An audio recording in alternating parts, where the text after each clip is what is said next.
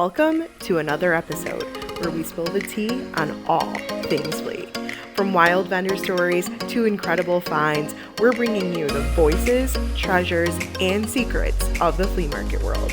So grab a seat and let's dive in. This is you, me, and the Flea.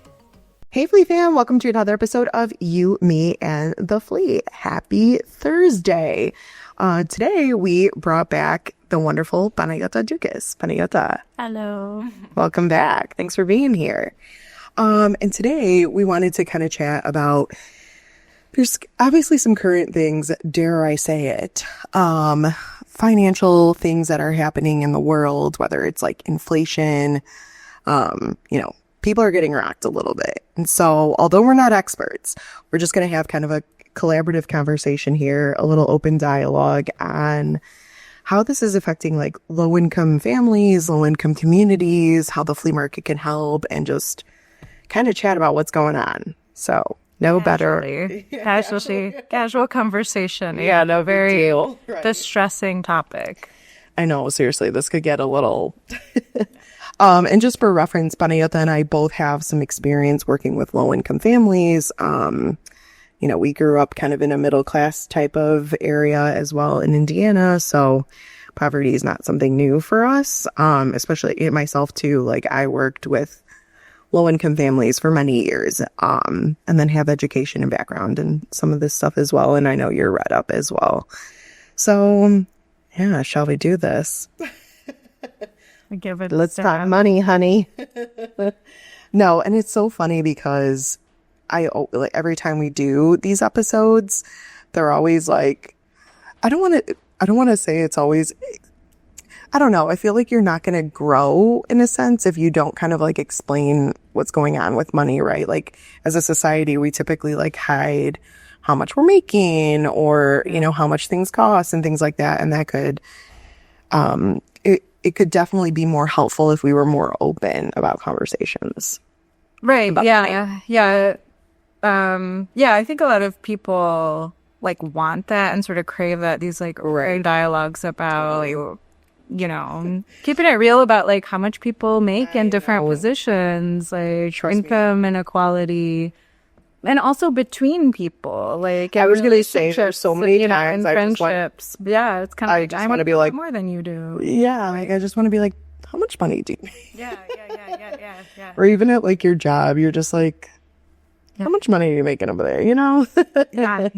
But anyways, okay. So when it comes to the current climate, obviously, low to middle income families right now are kind of taking a hit. Let's start with the obvious of like grocery prices. Whoa, right? Truly, I just remember, especially growing up, how we would, an Aldi, for an example, is typically a lower cost grocery store. And I remember when, our mom would shop there, we would always kind of feel embarrassed most of the time because it was always like, oh, we always had the like off-brand chips or crackers or whatever. And I love that now so many people are embracing it because it's like, it's the same food, sometimes even better food, right? Like better quality items. Stuff like the cookies, the chocolate. Or like olive oil in their chips now, and they're like, cooking better and things. So, yeah, let's kind of dive into that. What are you seeing from a perspective of like, grocery sales and like food sales for these families? Yeah. Sometimes it feels like in Chicago, there's no such thing as like a discount grocery store, like the kind of, obviously you have something like Whole Foods, which is on the one end of pricey. But I feel like even these kind of like, I don't know, more middle chains, like they're not that much cheaper. Yeah. They're really not that much cheaper. I mean, dare we bring up eggs?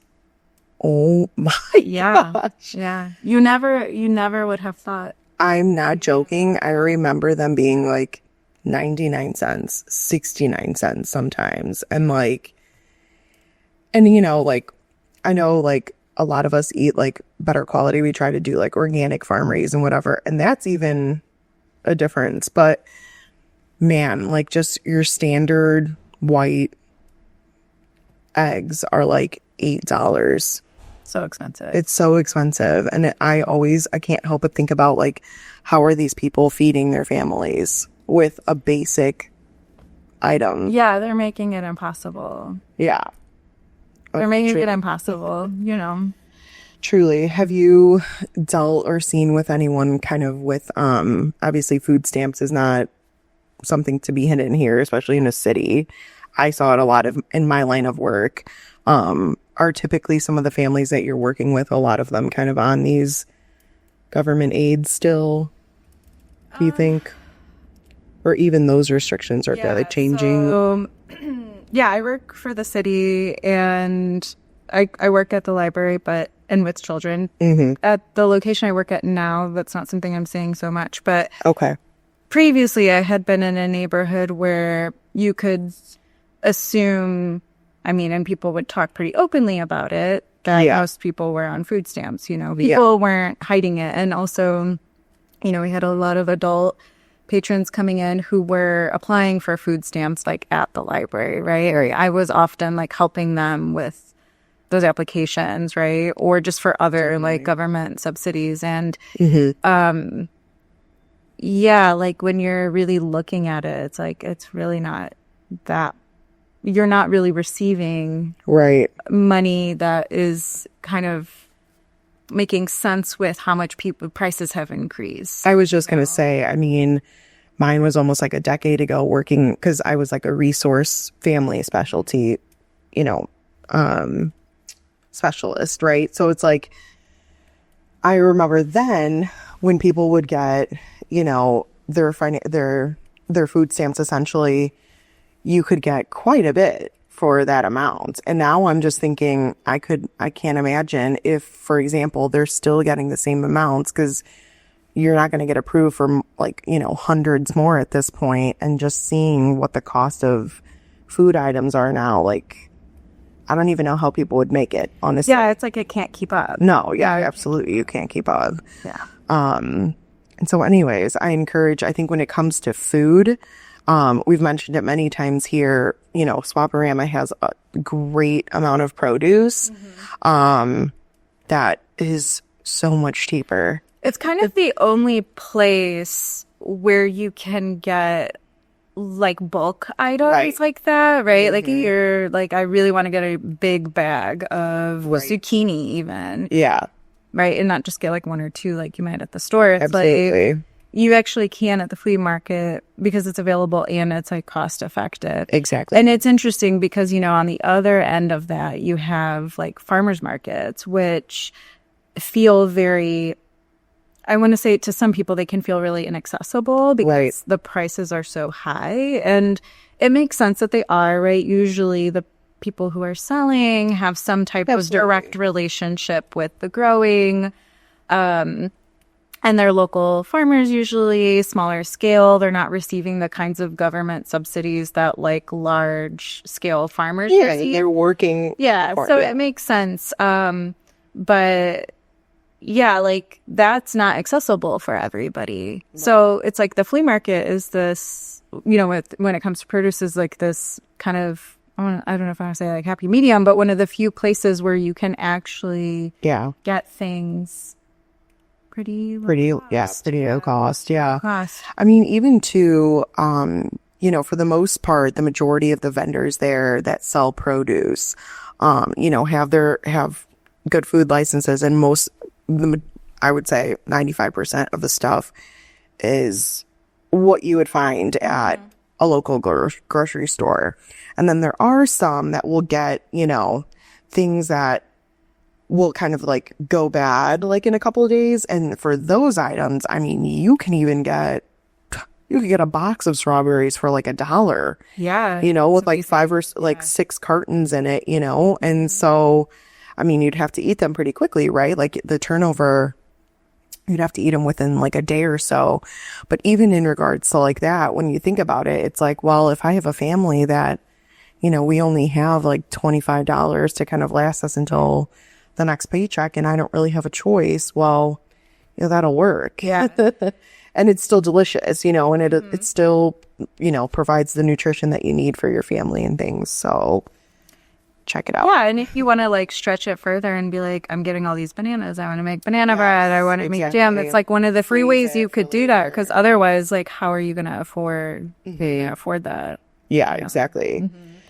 And so the other thing too, obviously, so families across the world, right? The country, obviously there's other bills and other costs too. And it's like across the board, everything has gone up. So let's maybe chat about some of these like unexpected costs. I think like internet, I don't know. Oh yeah, I know. I don't really know the trends, but I know my internet's going up, and I'm like, and it has been. I mean, rent, you know? Yes. And you're like, housing.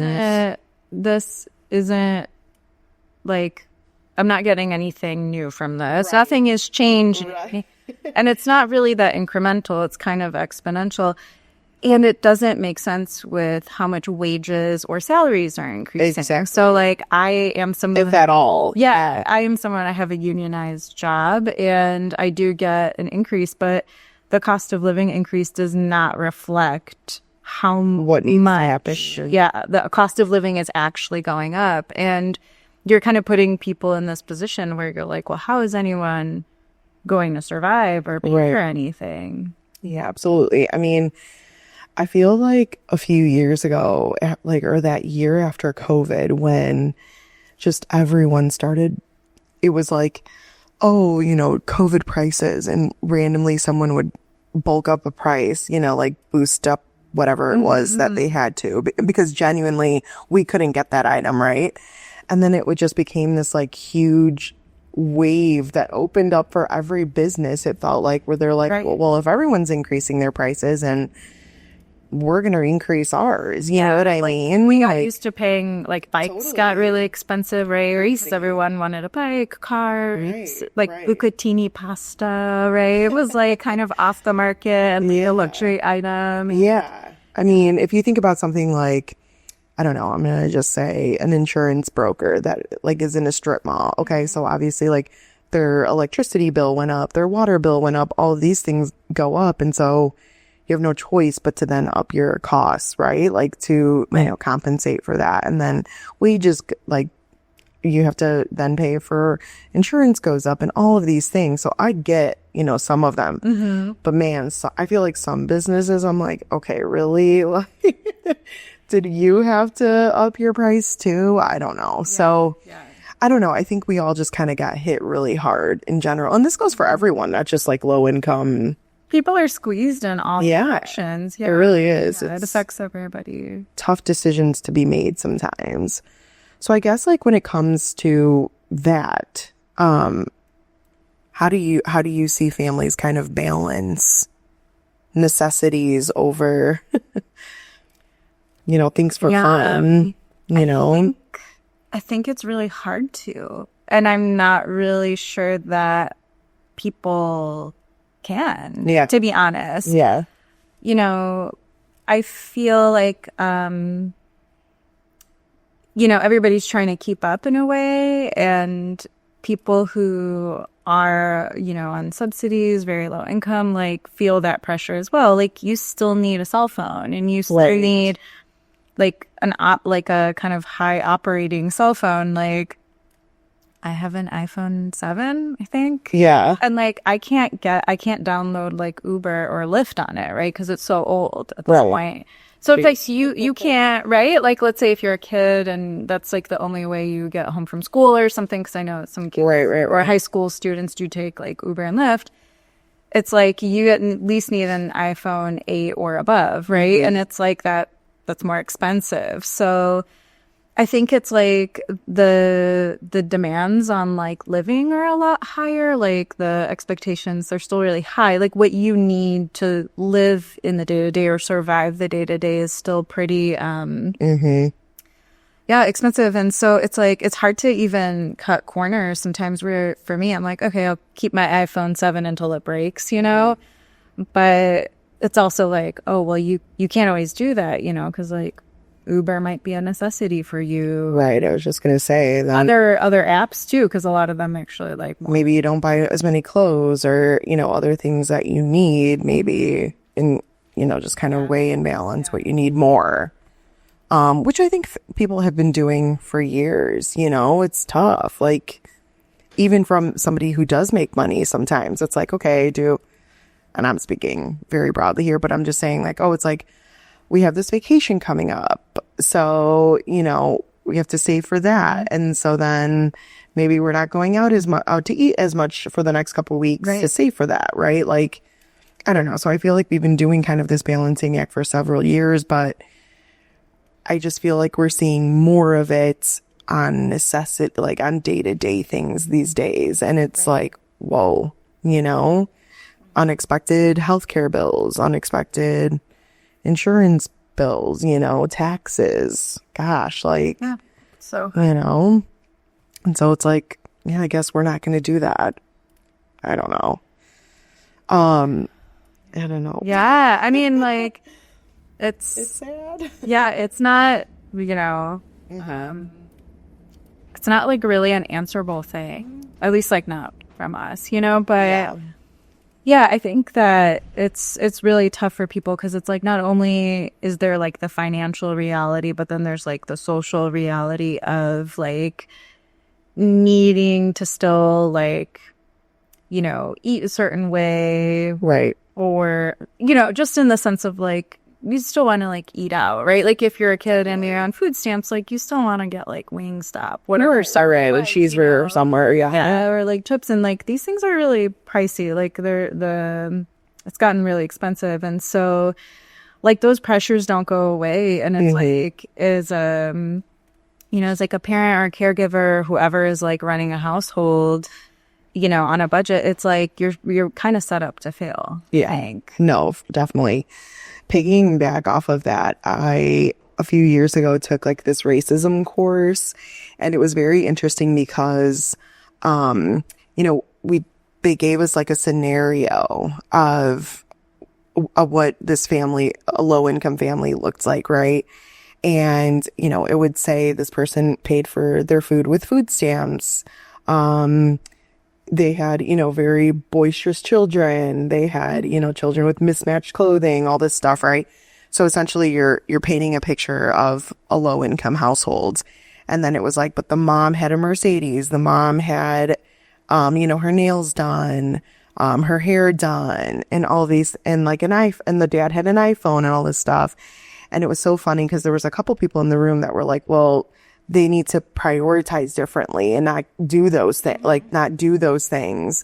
And, the first thing the trainer kind of said was, well, like it's the year 2020, whatever. Like, what do you mean you expect someone not to have an iPhone? You know what I mean? Like, and those, like, do you want them to have a flip phone? Like, that doesn't make sense. Right. You know what I mean? No phone. Or no phone at all. Yeah. So impossible. Because they're like struggling in one like financial bucket, that means that they should not have anything.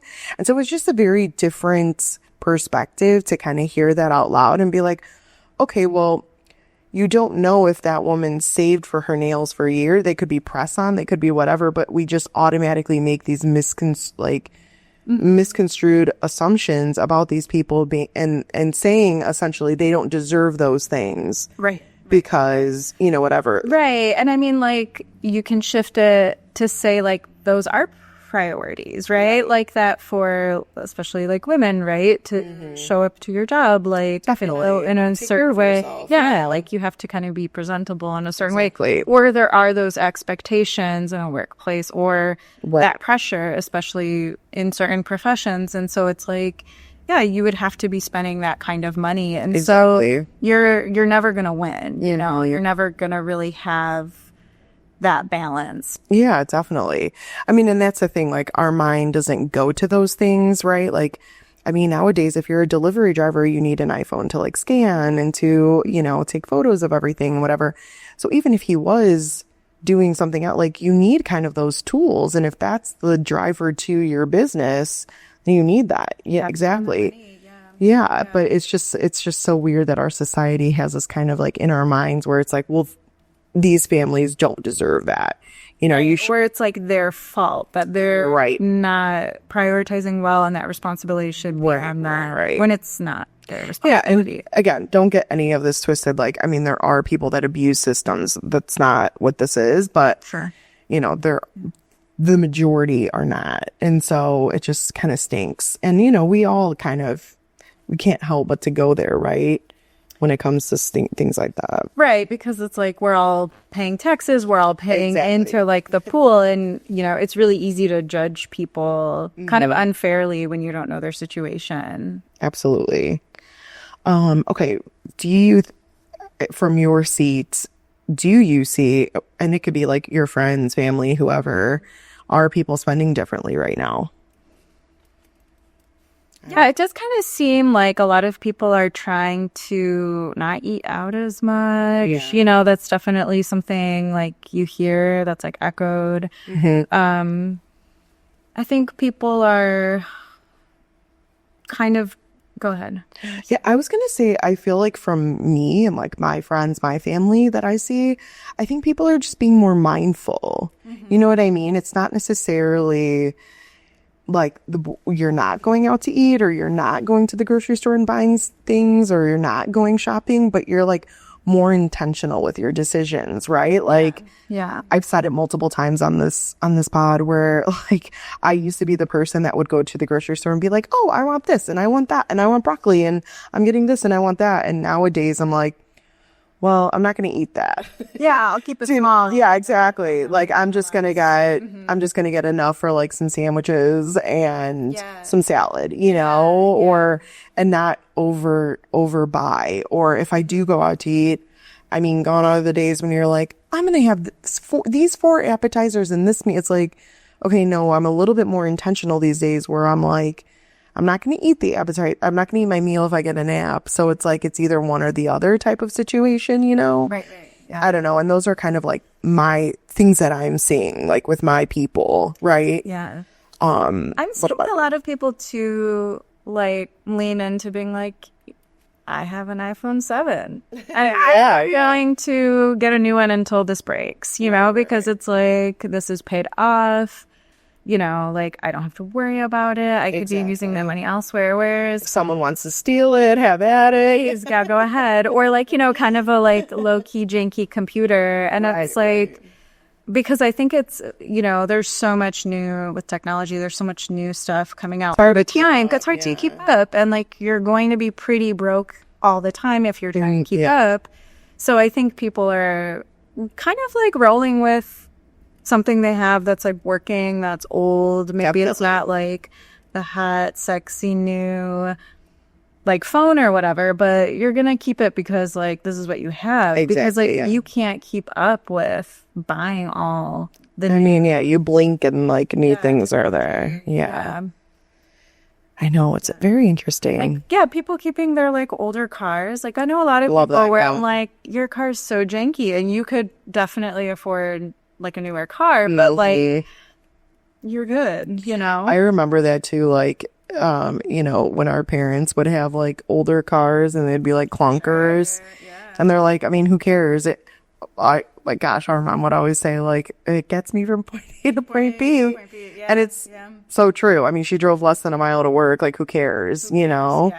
And, you know, I love that point. Even especially, like, a lot of my friends in the city, like, it's like, I mean, yeah, they can get, like, a nicer car, but what's the point? It's sitting on the street, you know? Yeah, that's how I felt about my car, where I was like, okay, cool. If someone, like, kind of vandalizes this, it's an old car, and I'm not that committed. It just needs to get me, like you said, from point A to point B. Exactly.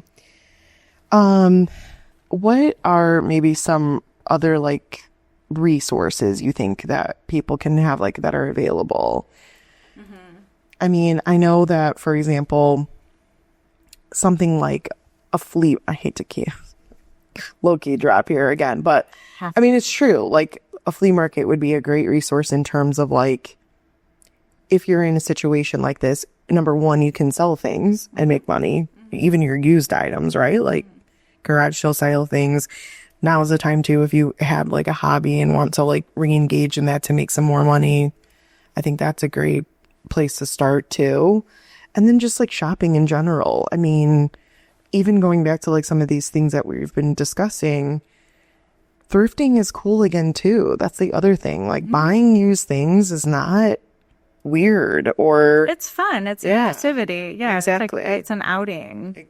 More than like an errand you're running. 100%. It's an outing. It's fun to just, even like window shop, but like something that's like not as tempting. Whether it's like, I mean, gosh, how many times like were you a kid and would shop around the mall and things would be like at Hollister? Gosh, and it would be like $90 for a hoodie. And it's like, well, obviously we're not going to get this. So as a kid, you're just like annoyed because you're tempted by whatever. But at a Flea, you could get a toy for $1. Try. Yeah. Like there's nothing to lose. Yeah. And we're doing a family outing. Everyone's walking, everyone's sightseeing. There's Yeah. Okay. Do you think people are turning to secondhand shopping more? For sure. Yeah, I think so. And it's like we were saying, it's not really about the money always, Yes, like you want to, work within your budget, but it's also kind of like, I think for a lot of like the more like aesthetic things, if you're like, ooh, I want to get like something really specific, like a little vintage, I don't know, I can't think of something, but it's like, maybe I'm not going to buy this, but I'll like scout some fairs for it. I'm thinking of a friend of mine who likes to get signs. Like she likes to get like bold signage, and it's like, is this something you need? No, definitely not. Like it's not a need for your space, but it's something that like is aesthetic and it's kind of fun and it's like, for her a little bit more of an activity. And so she'll scout around and get these things. And like, I think for like those little splurges, definitely people are excited about thrifting because it's like, otherwise, like that's really expensive and there's no need for it for your day to day. Yeah, I agree. I know this is a kind of a different direction, but do you think that young children who are in poverty know that they are? Yes. Really? Yes. Okay. Yes. Why so? Well, I mean, I think that it depends, but I think that they're aware. They can feel that anxiety, and I think they can feel that pressure of not having and of kind of like striving and up leveling. Like there isn't really that comfort and security of being like, oh, we have things and I want this, I can get it. Or I want this and maybe I can't get it right now, but I'll get it in the future. There's definitely that anxiety. No one needs to like tell you it. You know what I mean? Right. But there's that anxiety that like you could feel it in your household. Available to you. Like, and that maybe even you have to find your own ways to get it. So I worked with a lot of kids who were experiencing like food insecurity and like, even small things, like I would give them granola bars, let's say, and I would get like off-brand things because it was coming out of my pocket. Like I wasn't getting funds for that. And like, not in an ungrateful way, but you could tell that they were a little like, oh, this is an off-brand I want. Really? The off-brand Doritos. I kind of want the like real Doritos. And you could feel that anxiety because it was like, I never get Doritos. Like I never actually get that brand. And so like, I want that so badly, and again, it wasn't like they were ungrateful, but you could feel that. Whereas maybe like a kid who gets Doritos all the time, it doesn't matter to them. Like there's more of an ease in them being like, I don't want these, Yeah. But I definitely kind of felt that, especially around food, that like hustle, that like sense of kind of I'll do anything for like a piece of candy. I had a lot of kids who would really truly do anything for like a granola bar. Wow. So I think like no one has to tell you, that you don't have things. Yeah, I mean, and especially if your parents, fight over it, if they're always working, it's hard, for sure. Yeah. But I will say, I mean, I have seen a significant amount of families, I don't want to say hide it, but like do a really good job of like alternatives and like, you know, kind of not even necessarily like masking the situation, but like, you know, okay, maybe for example, maybe you can't afford Six Flags, but you can go to like a local county fair that's, you know, 30 miles down the road or something. Like, exactly. A flea market, something where it's like, okay, I'm not spending $60 on a ticket for my kid, which is insane, but like I can do these other things. Like on a Saturday, we go to the flea market for $3. And then, you know, on this day, we go to the county fair, which is $12. So, you know, you're cutting some costs and your child is still having fun, you know? It's hard though, I think, for people who are low income to always plan in that way, because I think like, you know, there are a lot of free activities, or there are, you know, free museum days, for example. Yes. The Art Institute. But it's really hard to plan for everybody to be there, right? And I think that when you're already kind of low income, the like level of stress you feel all the time in just getting through the day is so hard that like planning something really lovely like that, it's just not really going to be that easy for you. Right. You know, like it's tricky because it's like those things are out there for people and people can take advantage of them, but it's not always made accessible or easy, you know? That's why then something like Six Flags is accessible and easy, because it's a little bit more in your face and you know about it, right? And it's like marketed in like a really big way.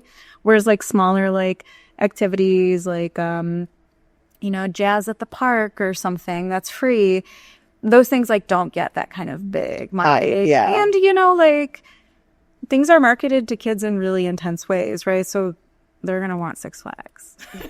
They're just going to, I mean, yes. It's okay. 100%. But there are other things like really, truly, like there are so many things that you can do. It does require like some effort and some planning, I think. 100%. You got to be a little savvy. And I just like keep alluding to when I was a kid, how I didn't even know Walmart had a toy section. Right. Because literally my mom would just put us in a car, get us the big thing of popcorn for $1. We would split a drink and we would like window shop essentially like the whole store. And we were so excited just because we were spending time with each other and our, you know, our siblings and like have some fun and see people and see stuff. Yeah. Never bought anything, and never went to the toy section. So we were never stimulated with that and never like... It was it was kind of like going to a museum, right? Where it was like, or not a museum, but like a zoo almost, because it was like, oh, we're looking at like the fish and we're looking at the gerbils and the bunnies, right? Like in the animal section and that. So remember an excursion to Walmart being like looking at the plants. It's like, so it was like a greenhouse. I mean, it is a greenhouse. It's so exciting. And yeah, that was like a kind of savvy way that our mom like tricked us to have something to do at a moment where she was feeling very broke and very unable. Dude, and exhausted. It's like, you know, let's not forget these people, like you were saying, it's like, it's hard to plan when some of these parents have like one job, two jobs. Like, you know, it's very hard to sit there and be like, okay, when is everyone free? Yeah, on you know, Thursday at 2 when, you know, it's like that doesn't how can work we make that exactly? Yeah.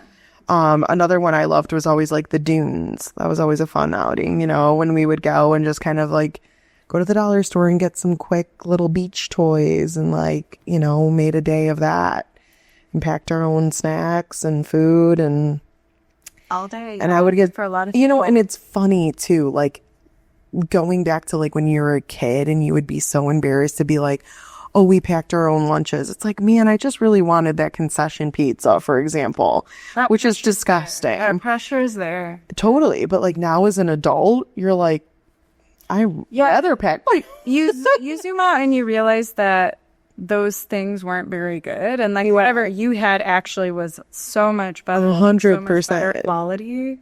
I have a really good friend who goes to the movies and like instead of getting movie snacks he like packs his own, which I'm like, at first I was like, what? Can you do that? What do you mean? Well, I was like, what do you mean? Like, why don't you just buy the Twizzlers or whatever?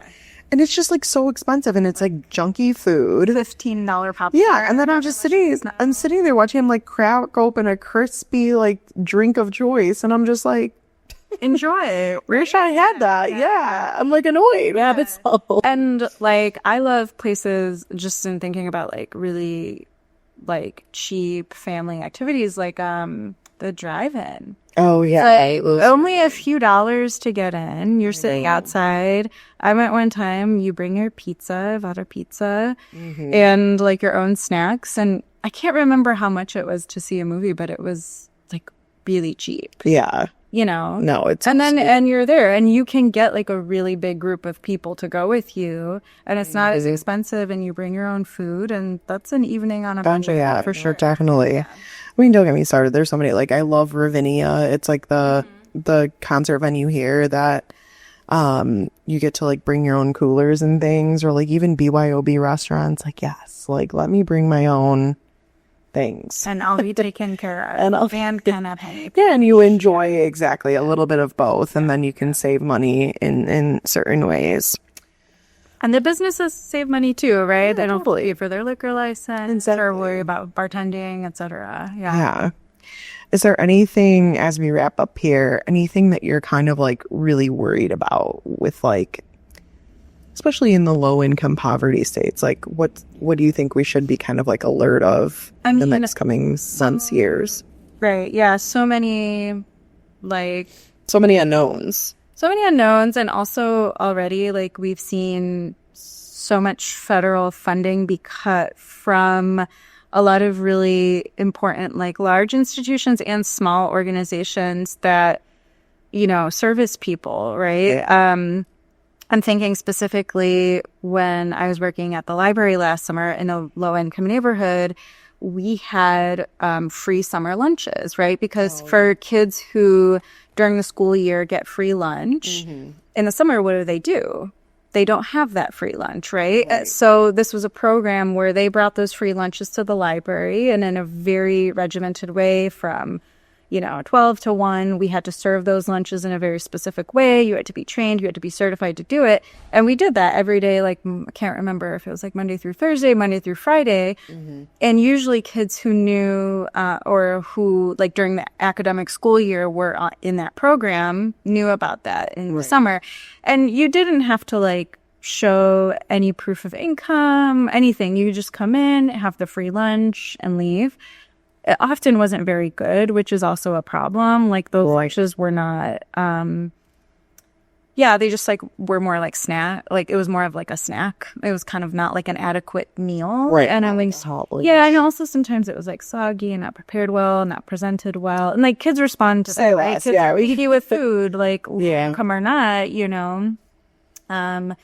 but like like programs like that are getting cut, and that like those programs are so critical and so vital and so essential. I had so many kids and families coming in all the time for that, and now I don't know what they're going to do. And so like that's not a large organization, that's like a small organization, but funding is being cut from everywhere and people are affected. Like being hungry is a very serious like social problem, and you're going to have a lot of antisocial behavior if you're not taking care of people at this like level 1 basic need. So I'm, really concerned about like funding that's already been cut, and then seeing more and more how we're not taking care of people and we're not giving them any options for like what else they can do or what they can rely on. Right. Yeah. So, it's really, really tricky. Yeah. It's really unfortunate too. I agree. It's gonna be interesting to say the least. Not a hopeful note. Yeah. Not a hopeful note to add. No, I mean, and I guess the only thing like to say to that is just to kind of like obviously like set yourself up as much as you can and make like the choices that you can control as best as you can, right? Like, I mean, obviously that's better, like easier said than done, Yeah, and take advantage of like the small things that are available to you.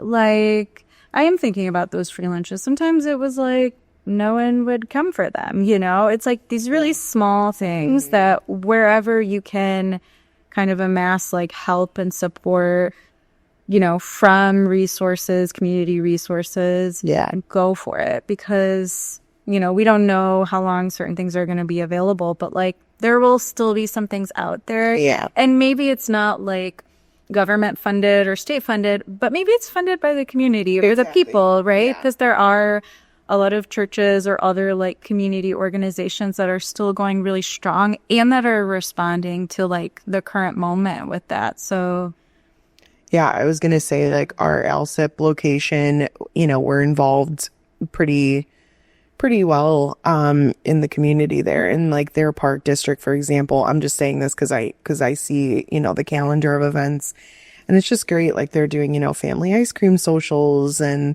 movies in the park, and, you know, trunk or treats, and so many. I mean, every month or every couple of weeks they typically have something going on. And you know, it's interesting, like you said, like some of them are like very well attended, and sometimes like they're not. And I'm just like, well, man, like I wish like more families knew of, because, you know, there's like a food truck that has free food, and it's like good stuff, you know. And like I said, these are opportunities that you can, you know, provide your family a fun evening for the low. And I or free most times, you know. I do programming with kids at the public library, and this past week there's a parent. He comes in regularly every week. He homeschools his kids, and he made a comment to me where he was like, I can't believe more people don't come to your programs. I do have like turnout, but you know, it's not like a huge. Yeah, I always have busting people, at the same, but you know, like there can be no limit in some ways.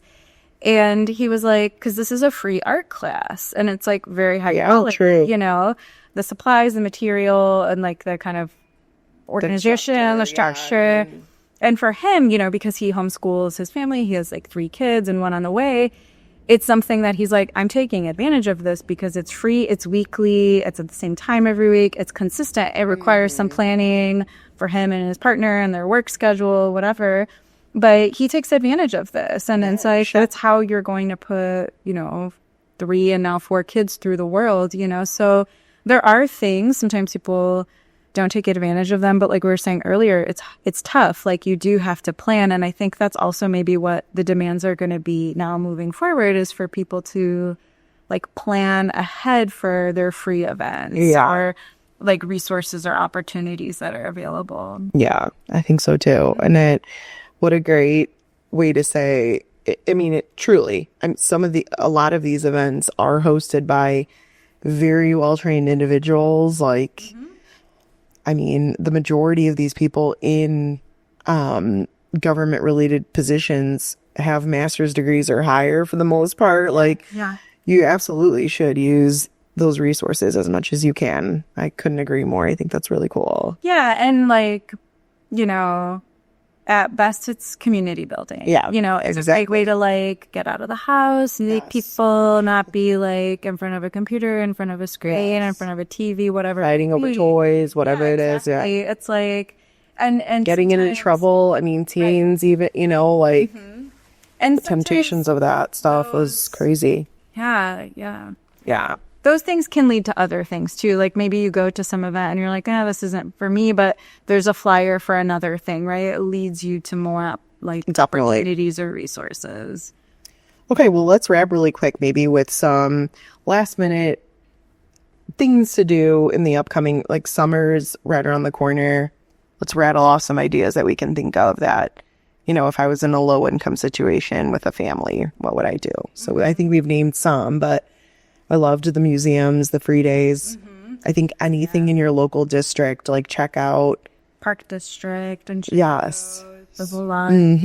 even like local like neighborhood things. Like I know we recently here at Swap, they had a birthday party for the city of Chicago, and this little block in McKinley Park, they did like a little event where they had live music. They gave free birthday cake out to like all the residents in that area.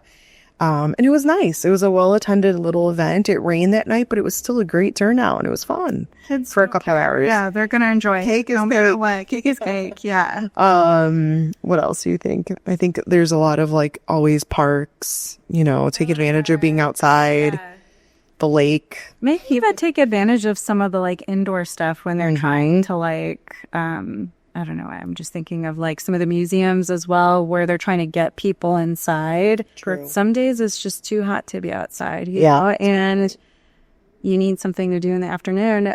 Because, their numbers are lower in the summer because everyone wants to be outside. But, like, maybe take advantage of that and be like, this is free because it's summer. I know a lot of movie theaters do, like, more discounted tickets during the summer because, like, most people don't want to be inside for movies. Yeah. They do in the winter. Definitely.